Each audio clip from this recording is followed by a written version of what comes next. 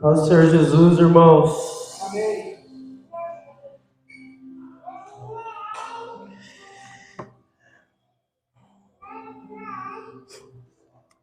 Estou muito feliz, mais uma vez, de estar aqui, de ter essa oportunidade de falar sobre o Senhor. E junto com os irmãos é uma alegria sempre para mim. Eu peço para os irmãos, de forma muito carinhosa, que os irmãos tentem prestar o máximo de atenção possível naquilo que vai ser falado aqui. Eu tentarei ser bem breve, mas eu peço que os irmãos prestem atenção. Não se distraia com qualquer coisa, se as crianças correrem, se o som falhar, não perca a sua concentração, porque eu creio que o Senhor, não só hoje que eu estou falando, mas todos os domingos o Senhor quer falar algo precioso para nós, que às vezes a gente deixa passar por uma distração. Então eu serei breve, eu tentarei ser bem objetivo. Amém? Amém. Meus irmãos, a palavra que eu quero trazer nessa noite,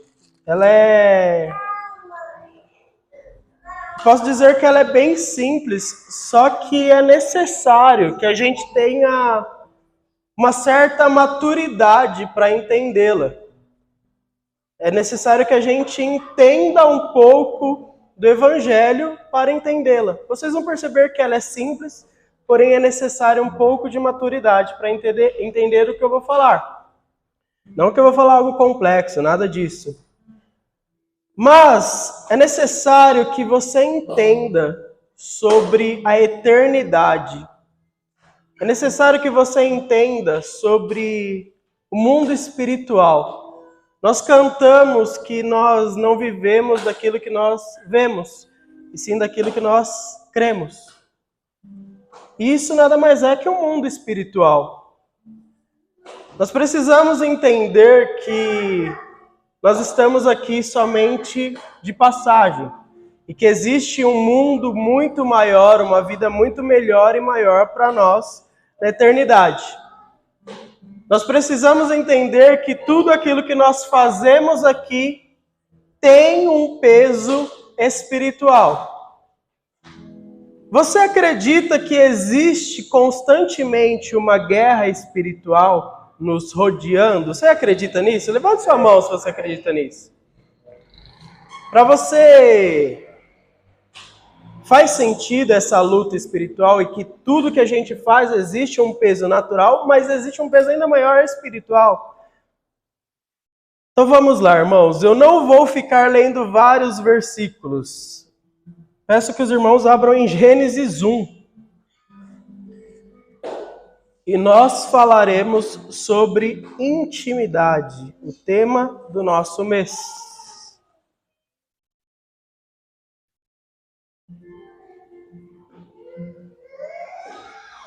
Eu não ficarei pulando de versículo em versículo em vários textos. Vou ficar só em Gênesis 1. Talvez eu vou pincelar, mas não vou pedir para os irmãos abrirem outros versículos. Versículo de número 26. E Deus disse: façamos o ser humano à nossa imagem conforme a nossa semelhança. Tenha ele domínio sobre os peixes do mar, sobre as aves dos céus, sobre os animais domésticos, sobre toda a terra e sobre todos os animais que rastejam pela terra. Assim Deus criou o ser humano. A sua imagem, a imagem de Deus o criou. Homem e mulher os criou. E Deus os abençoou e lhe disse: sejam fecundos, multipliquem-se, encham a terra e sujeitem-na. Tenham domínio sobre os peixes do mar, sobre as aves dos céus e sobre todo animal que rasteja pela terra. Meus irmãos, já que a gente está falando sobre intimidade, acho que deu para perceber que eu estou um pouco gripado, então se eu ficar puxando aqui, fungando o nariz, vocês me perdoem, tá? Não é falta de educação, não. Vai acontecer essa semana. Vamos lá. O que nós vemos nesse texto aqui? Eu quero abordar com vocês 3 pontos. 3 pontos que nós encontramos agora nesse texto que eu acabei de ler. Gênesis 1, do 26 ao 28. E o primeiro ponto que eu quero falar é sobre ser semelhante a Deus. O que o texto fala é que Deus nos fez conforme a sua imagem e semelhança. E eu não sei vocês, mas quando eu li esse texto, quando eu era menor, que Gênesis 1 é um texto que a gente lê desde que a gente é pequeno, eu imaginava que Deus estava falando da semelhança física. Porque ele tem uma cabeça, um corpo, mão, pé. Não sei se só eu pensei isso, mas era dessa maneira que eu imaginava essa semelhança que o texto estava falando. Só que se a gente for parar para pensar, nenhum lugar na Bíblia vai falar da forma de Deus Pai ou da forma do Espírito Santo. Então, que semelhança é essa que está sendo falada? Não? Me dá um toque. Que semelhança é essa que está sendo falada? Como eu disse, nós precisamos entender um pouco sobre a eternidade para entender o que o texto está falando aqui. Quando Deus criou o homem, não existia nada antes disso. Deus estava criando o mundo. Então não existia pessoas. Só existia aquilo que era e que é eterno. E o que é eterno? Deus é eterno. Jesus é eterno. O Espírito Santo é eterno.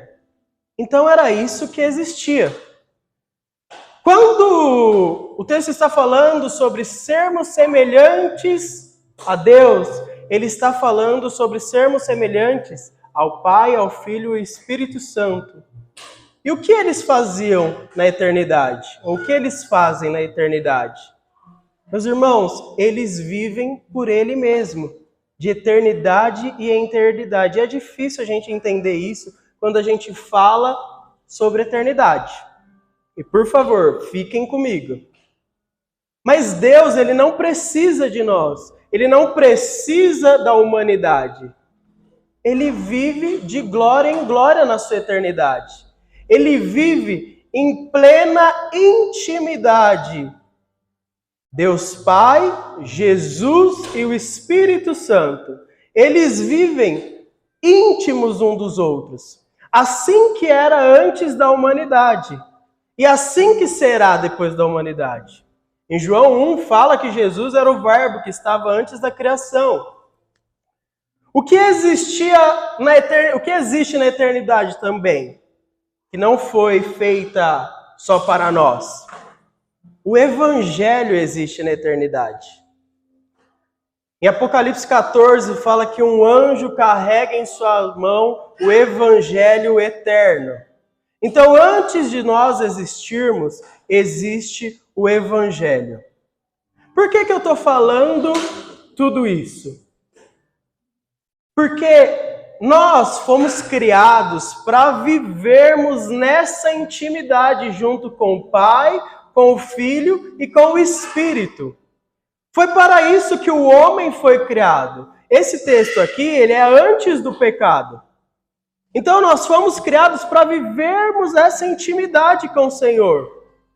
Para vivermos essa dança em que vive o Pai, o Filho e o Espírito Santo na eternidade. Nós não fomos feitos para morrer. Os irmãos compreendem isso? E por que eu estou falando do Evangelho que foi criado também na eternidade? Porque, meu irmão, eu não sei qual é a seriedade que você leva o Evangelho na sua vida. Mas o Evangelho ele não foi feito para solucionar os nossos problemas. O que eu estou querendo dizer com isso, Gustavo? O que você está querendo dizer com isso? Meu irmão, eu não sirvo a Deus para eu ter uma vida melhor. Eu não sirvo a Deus para ter uma boa fama. Por que eu estou falando isso? Porque eu quero de verdade que você pense nisso agora. Por que você serve a Deus? Por que você está preso ao Evangelho? Meu irmão, pense nisso de verdade enquanto eu estou falando. O evangelho, ou servir a Deus, ele não pode estar preso às nossas necessidades. Ele não pode estar preso à nossa rotina. A gente não pode pegar algo que é eterno e colocar em 2 horas de um domingo à noite. Vocês estão entendendo o que eu estou querendo dizer? A gente está pegando na nossa vida algo que é eterno, que vive com Deus Pai, com o Filho e com o Espírito Santo, que é o Evangelho. E a gente deixa para viver ele somente 2 horas da nossa semana. A gente está diminuindo algo eterno para algo muito limitado. E se a gente canta sobre o Senhor, se a gente ama o Senhor, se a gente vive para o Senhor, isso precisa ser mudado dentro de nós. Se nós nascemos para ter uma intimidade com o Senhor, isso precisa ser mudado dentro de nós. Nós precisamos nos preparar para algo que é eterno. Amém? É de fácil compreensão que nós fomos feitos para essa intimidade com o Senhor? Os irmãos entendem? Segundo ponto.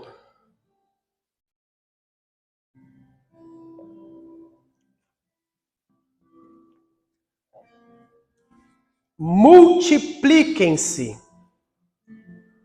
Gerem pessoas. E nós podemos entender esse texto como para me casar e ter filhos e encher a terra.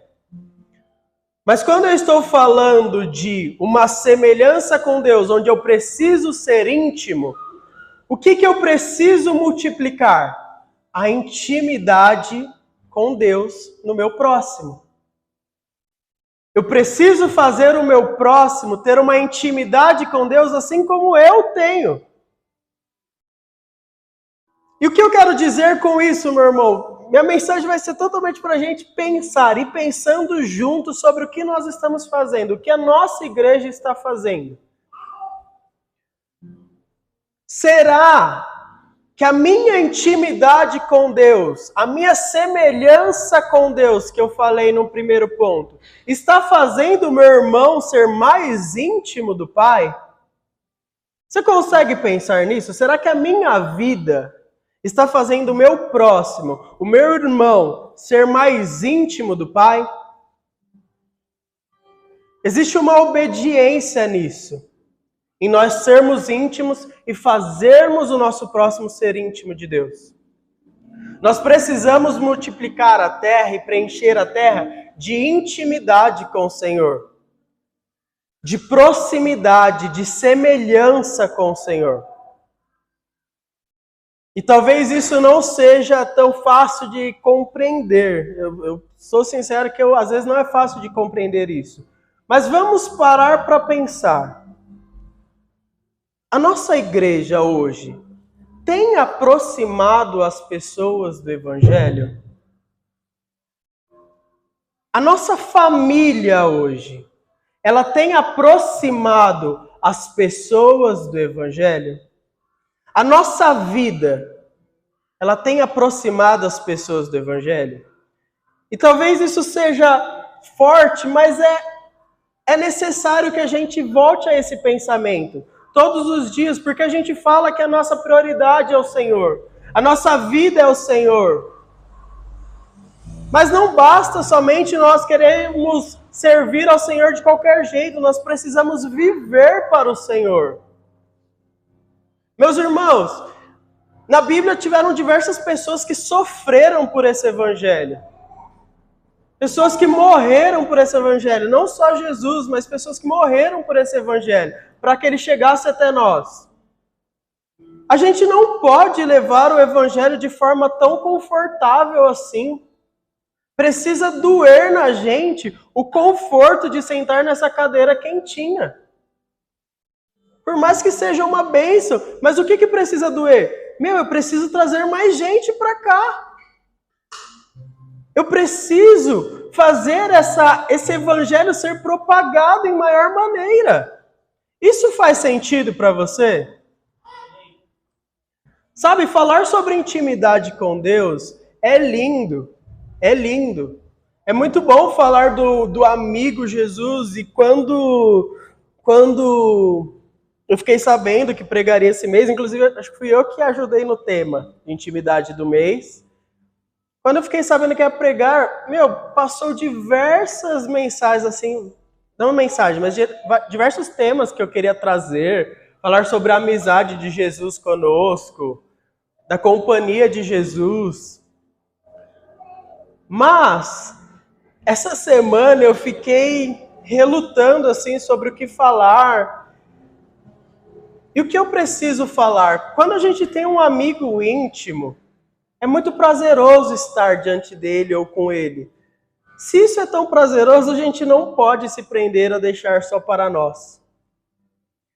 Eu quero te incentivar, meu irmão, nessa noite, a olhar a sua vida e, após olhar a sua vida, fazer você anunciar Jesus. Eu quero que você se motive, quero ser bem objetivo nisso, para essas duas coisas. Olha a sua vida, olha a semelhança que você está tendo com o Eterno. Qual semelhança você está tendo? E após analisar sua vida, incentive as pessoas a conhecer a Jesus, a serem íntimas de Jesus. Amém? Meus irmãos, além de multiplicar, o Pai, Ele quer que nós vivamos em família aqui na terra. Quer que a gente viva uma união em intimidade. Na família, na nossa família, ela existe intimidade. Ela existe briga, existe discussões, mas existe verdade quando a gente vive família. E nós, como igreja, precisamos viver isso. Nós precisamos viver uma família íntima. Nós precisamos viver uma união, onde nós nos alegramos em estar juntos. E se for necessário, nós repreendemos o nosso irmão. Assim como damos liberdade para ele nos repreender.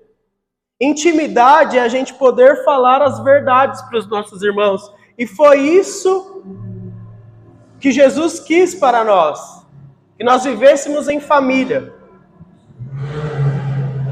Quando ele deu esse mandamento, quando ele criou o homem, assim que ele criou, ele disse isso: seja semelhante e multiplique-se.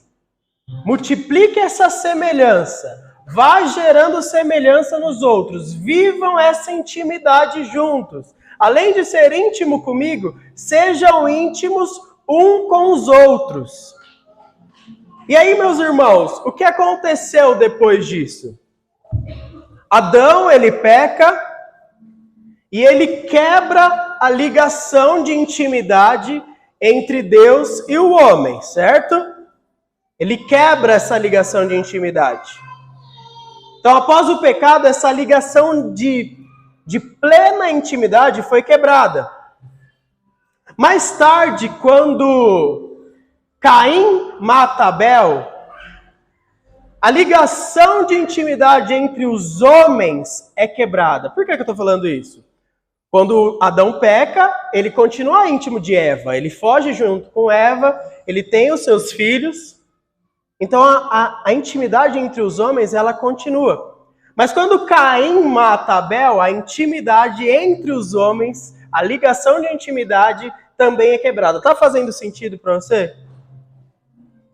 Então, de Caim e Abel para cá não, mas ao longo da Bíblia, nós temos uma ligação homem e Deus quebrada. E nós temos uma ligação homem com homem quebrada. Nós vemos na história de Abraão, de Isaac, de Jacó, de José, uma família muito conturbada. Onde existe traições, onde existe briga por ego, onde existe irmão brigando com irmão. A gente vê a história de Noé, onde as filhas dele dormem com ele. Olha como o conceito família foi quebrado. E aí a gente vai vendo isso ao longo da Bíblia. Nós temos Arão fazendo complô para derrubar Moisés. Então nós temos várias histórias da família quebrada. Então não existe mais ligação entre Deus e o homem e entre o homem com o homem. Mas Jesus, ele vem na terra. Ele morre por nós. Mas antes de morrer, ele diz algo em que ele pede para que nós vivêssemos em família e nós precisamos dar valor a isso. Não precisa abrir, isso está em João 19. Eu lerei.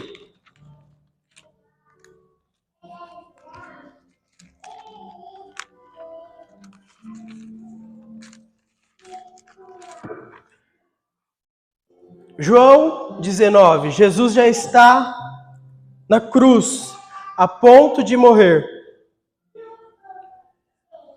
Ele olha para sua mãe e fala assim, ó, vendo Jesus, a sua mãe, e junto dela, o discípulo amado, diz assim, mulher, eis aí o seu filho. Depois diz ao discípulo, João, eis aí a sua mãe.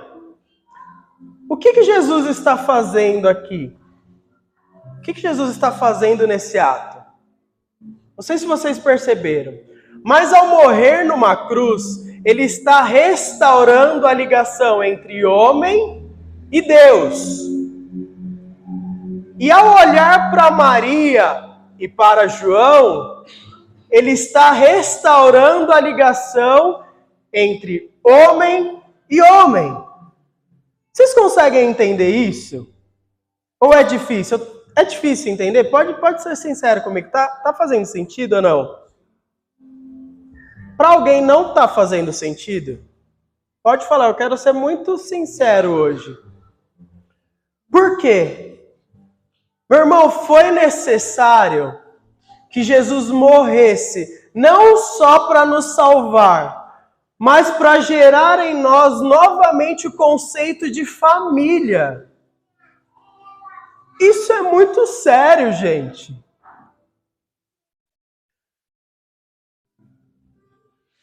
A nossa igreja, ela não pode ser uma reunião de domingo. Jesus, ele morreu para que eu fosse sua família.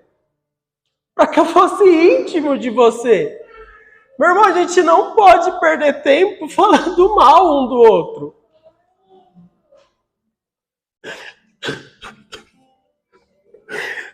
Meu irmão, a gente não pode perder tempo com fofoca mais. A gente não pode.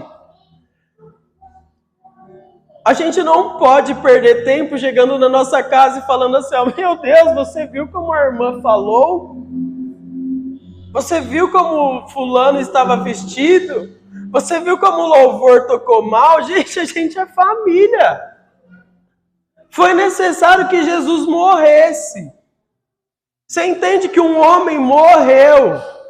Morreu para que a gente vivesse em família. Família é muito mais do que almoçar no último domingo aqui junto, gente. Família é muito mais do que se reunir aos domingos. Meu irmão, eu tenho um tio que ele é muito diferente de mim. Meu tio Rubens, ele é bem diferente assim de idade, de características. Mas quando eu vejo ele, eu fico feliz, eu quero estar junto dele. Eu quero conversar com ele, eu estou falando isso porque ontem nós estávamos juntos. E aqui na nossa igreja não é diferente. Tem irmão aqui dentro que é muito diferente de mim. Eu não posso achar que por esse irmão ser diferente de mim, eu estou certo e ele está errado. Eu vivo de um jeito certo e ele vive de um jeito errado. Não, nós somos irmãos. Jesus, ele olhou para Maria, ele olhou para João e falou, vocês são família. Está aí a sua mãe, está aí o seu filho. E o que eu quero pedir para você? Esqueça completamente o conceito de família terrestre. Por que esqueça completamente? Porque às vezes a gente é machucado com a nossa família terrestre. Às vezes a gente é machucado com o nosso irmão, com o nosso pai, com a nossa mãe. Às vezes a gente é ferido com os nossos tios. Mas nós cantamos aqui que nós recebemos um novo coração, uma nova vida. E com uma nova vida vem uma nova família. E mais uma vez eu pergunto, será que nós estamos sendo obedientes em viver em família, como igreja evangélica congregacional? Essa mensagem é para a nossa igreja, meu irmão. Para a nossa igreja que está aqui hoje. Nós estamos dando valor ao corpo de Cristo, ao pedido de Cristo que ele fez para Maria e para João. Nós estamos dando valor ao nosso Senhor, nós estamos dando valor ao Evangelho eterno e cumprindo aquilo que Ele nos pediu.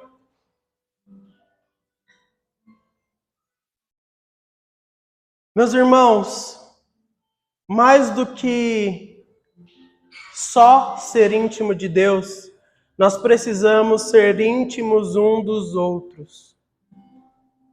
Não para dizer que nós somos legais, mas por obediência ao Senhor, por obediência ao Evangelho. Não vamos falar da boca para fora que nós amamos aos nossos irmãos ou ao nosso Deus, se nós não obedecemos ao que Ele nos pede.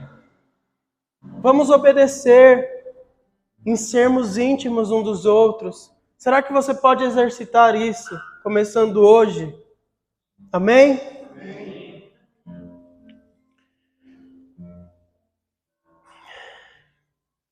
Terceiro ponto.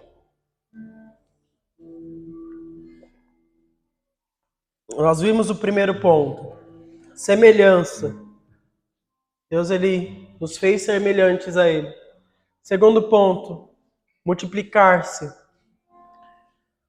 O terceiro ponto que eu quero falar agora é sobre governo. O versículo de número 28, que a gente leu, fala: sejam fecundos, multipliquem-se, encham a terra e sujeitem-na. Tenham domínio sobre os peixes do mar, sobre as aves dos céus e sobre todo animal que rasteja pela terra. Deus nos fez para governar, meus irmãos. Ele nos fez para dominar a terra. E um ponto que eu já quero trazer para os irmãos, na última linha do versículo 28, fala sobre um domínio sobre os animais que rastejam pela terra. E eu não sei se vocês sabem, talvez eu vou falar algo aqui, algo que vocês nunca escutaram, mas o animal que trouxe o fruto era um animal que rastejava pela terra. Um animal que foi feito para ser dominado. Era brincadeira o lance do rastejar, gente. Foi ironia, vocês já ouviram sobre isso. Mas enfim. Um animal que foi feito para ser dominado. O que a gente aprende com isso? Quando nós não dominamos aquilo que precisa ser dominado por nós, preste atenção nisso.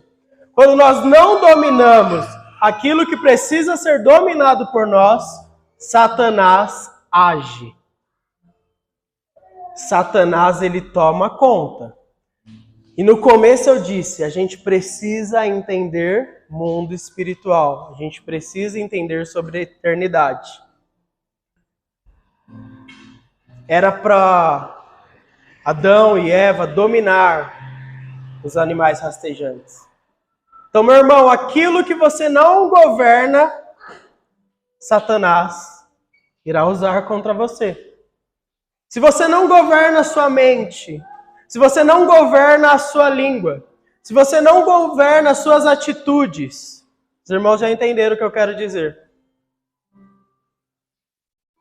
Meu irmão, você foi feito para governar. Então, governe, domine. Tem autoridade no Senhor para governar e dominar. Você não está tomando o lugar de Deus fazendo isso. Vou continuar nisso. Esse é o terceiro e último ponto.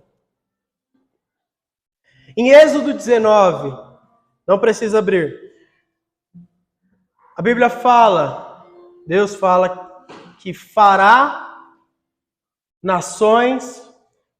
nações de reis e sacerdotes. E a palavra do Senhor não muda.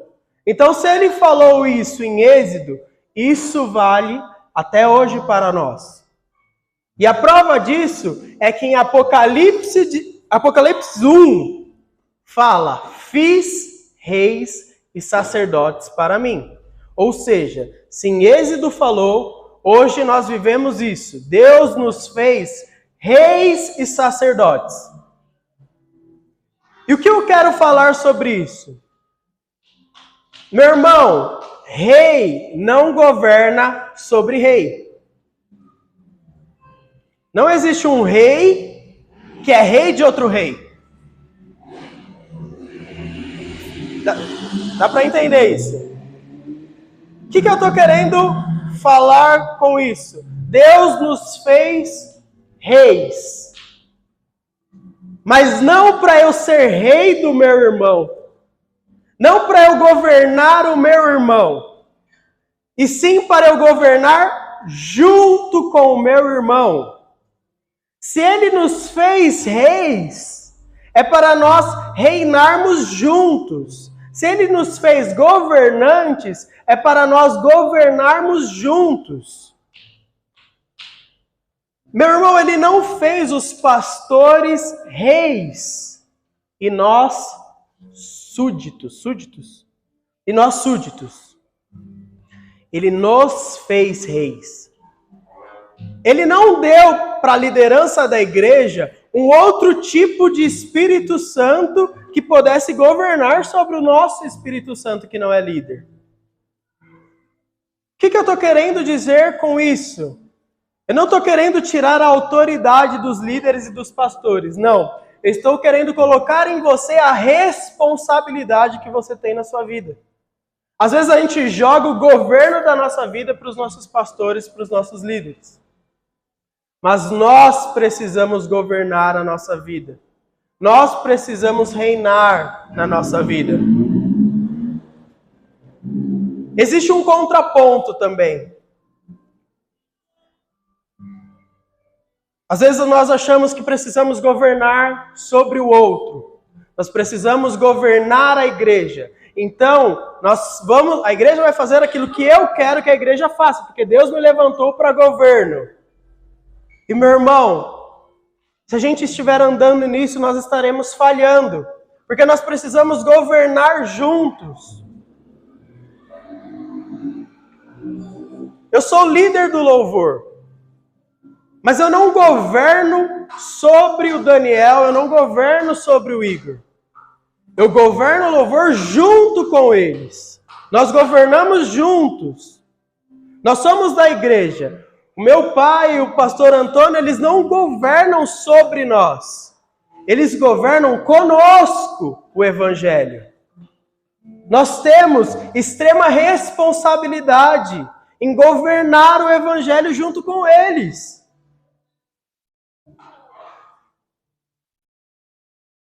Meu irmão, vamos governar juntos. No reino do Senhor não existe um ego, não existe um orgulho. Quando nós olhamos para a Trindade eterna, para o Pai, para o Filho e para o Espírito Santo, nós vemos o governo. E nós vemos que os três não existe ego, porque eles são perfeitos. Então para pensar, Jesus, quando ele veio aqui à Terra, a todo momento ele fala do Pai. Ele fala que ele está em obediência ao Pai. Ele fala que ele não pode fazer nada se não for o Pai. Então, além dele estar governando, ele não está tomando para si a glória. Ele está apontando para outra pessoa. E à medida que eu falo isso, vamos colocar isso como um padrão para nós vivermos. Jesus, ele está apontando para o Pai a todo momento, dando os créditos ao Pai.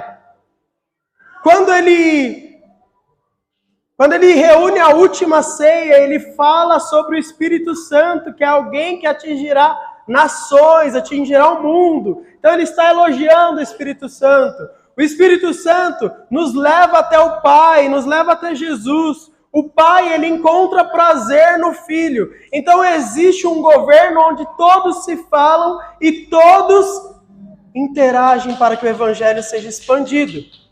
Se nós entendermos essa semelhança de intimidade, nós governaremos juntos, cada um entendendo a sua função, cada um fazendo aquilo que foi chamado para fazer. Amém? Meu irmão, talvez eu não vou falar mais tanta coisa aqui. Mas existe algo simples e profundo nisso. Que nessa semana a gente possa buscar a semelhança com o Senhor, a intimidade com Ele. Que a gente possa fazer o meu irmão ser íntimo do Senhor. Que a gente possa governar a nossa vida. Eu peço que os irmãos fechem os seus olhos e coloquem-se de pé agora.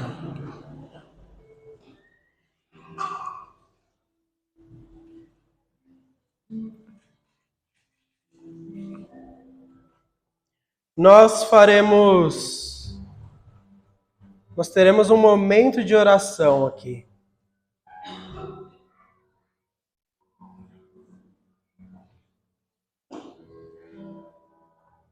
Começarei orando sobre a semelhança com o Senhor. Eu queria que você olhasse, sondasse o seu coração, analisasse a semelhança que você tem tido com Jesus.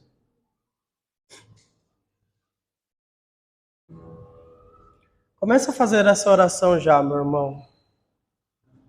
Se você precisa pedir perdão ao Senhor por aquelas coisas que você não tem sido semelhante com Ele, peça perdão, mas não deixe para fazer essa oração quando chegar em casa. Vamos usar esse momento para fazer isso.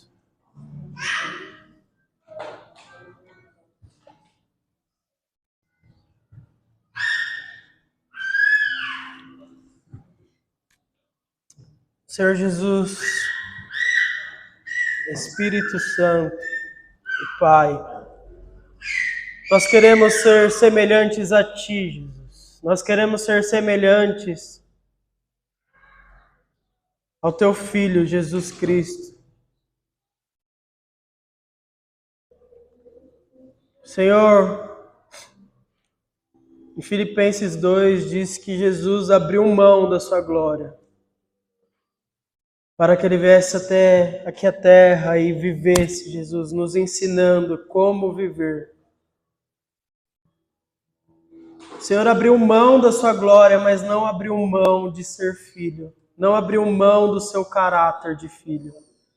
E nós não queremos mais abrir mão desse caráter de filho, Jesus. Nós não temos a glória que o Senhor tem. Mas nós podemos ter um caráter semelhante ao Senhor, porque o Senhor viveu como um homem aqui, Jesus. Então nos ajude, Pai. Nos ajude a sermos filhos maduros. Filhos genuínos que procuram sempre ter o caráter semelhante a Ti. Pai, nos encha com o Seu amor. Nos encha com o Seu amor ao nosso próximo, Pai. Pai, o Senhor se sujeitou a uma cruz dolorida, Pai. Nós não temos nos sujeitado a nada pelo nosso irmão.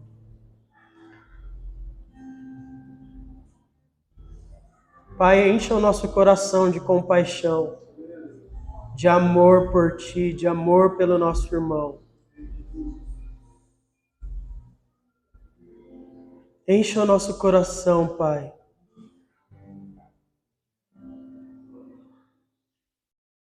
Pai, nós queremos viver o Evangelho eterno, não o Evangelho de passagem. Nós sabemos que tudo aqui é passageiro, Pai. A nossa família aqui é passageira, mas a família do Senhor é eterna, Pai. O nosso trabalho aqui é passageiro, mas trabalhar para o Teu reino é eterno, Jesus. Nos ajude a entender isso, Pai. Faça essa oração, meu irmão. Faça essa oração. Essa semelhança com o Senhor.